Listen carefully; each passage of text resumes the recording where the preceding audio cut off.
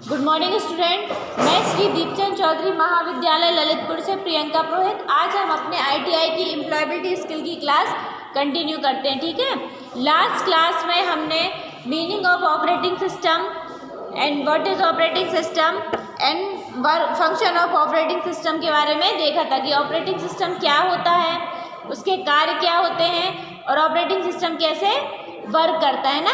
These all things we are discuss about the last video, है ना। तो जो आज की क्लास है उसमें हम क्या पढ़ेंगे, टाइप ऑफ ऑपरेटिंग सिस्टम, मतलब ऑपरेटिंग सिस्टम कितने प्रकार के होते हैं ना। तो हमें 6 प्रकार के ऑपरेटिंग सिस्टम के बारे में पढ़ना है। पहला ऑपरेटिंग सिस्टम है हमारा single user operating system. Single user operating का सिस्टम का क्या मतलब, ऐसा ऑपरेटिंग सिस्टम जिसमें एक समय में एक ही यूज़र वर्क कर सकता है ना।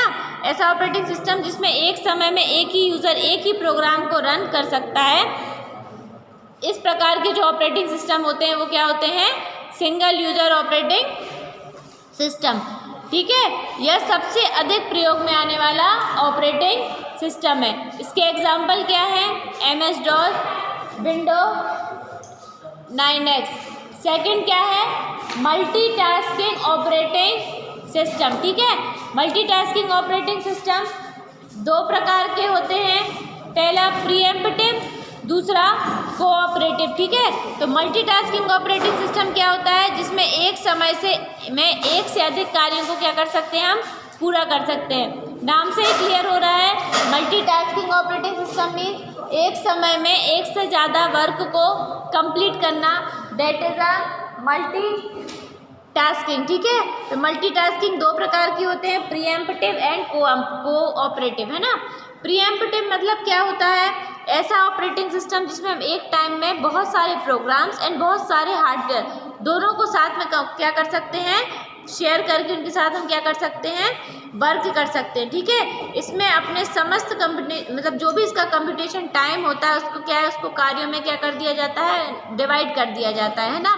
और एक पूर्व निर्धारित मापदंड के आधार पर किसी नए कार्य को बंद करके जो पहले से कार्य उसको क्या कर सकते हैं, हम रोक कर नए कार्य को क्या कर सकते हैं, स्टार्ट कर सकते हैं ना। इसका एग्जाम्पल है OS/2 and window 95/NT operating system, है ना। सेकंड क्या है, कोऑपरेटिव मल्टीटास्किंग ऑपरेटिंग सिस्टम। इसमें क्या होता है, यह ऑपरेटिंग सिस्टम का एक सरलतम रूप है। इसमें एक प्रोग्राम तब CPU का प्रयोग करता है जब तक उसे उसकी आवश्यकता है।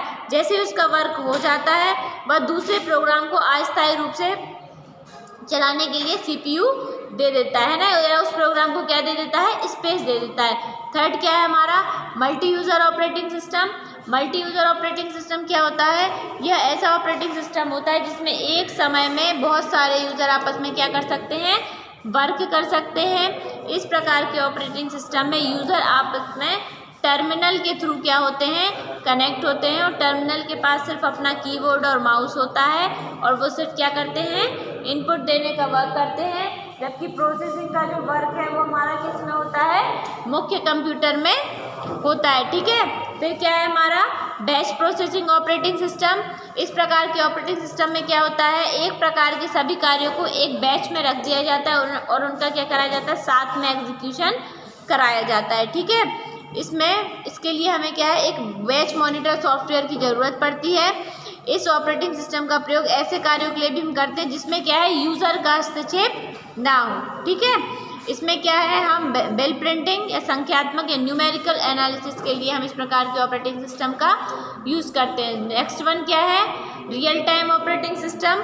रियल टाइम ऑपरेटिंग सिस्टम क्या होता है, इस प्रकार के जो भी ऑपरेटिंग सिस्टम होते हैं उसमें एक टाइम ड्यूरेशन क्या होती है, फिक्स होती है कि आपको जो अपना वर्क है इस टाइम ड्यूरेशन में ही क्या करना है, कंप्लीट करना है, ना उसके पहले और ना ही उसके बाद।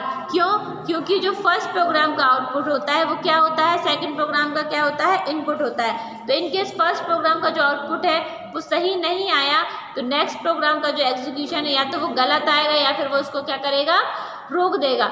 हर प्रोग्राम एक दूसरे पे क्या रहता है, डिपेंडेंट रहता है।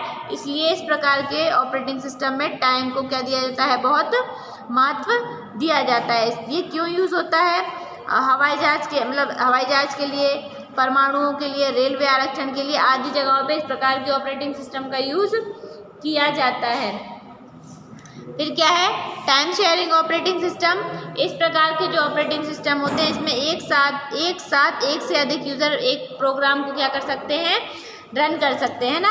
और इसमें एक साथ क्या है, वो बहुत सारे हार्डवेयर डिवाइसेस को भी आपस में क्या कर सकते हैं, कनेक्ट कर सकते हैं। पर इसमें क्या होती है वर्किंग प्रोसेस, जो हर प्रोग्राम की टाइम ड्यूरेशन है उसे स्लाइड्स में बांट दिया जाता है ना, उसे छोटा छोटा टाइम दे दिया जाता है, जिसे हम क्या बोलते हैं, टाइम स्लाइड्स बोलते हैं। ठीक है, तो इस प्रकार ये हमने जो पढ़े ऑपरेटिंग सिस्टम के टाइप पढ़े 6 प्रकार के।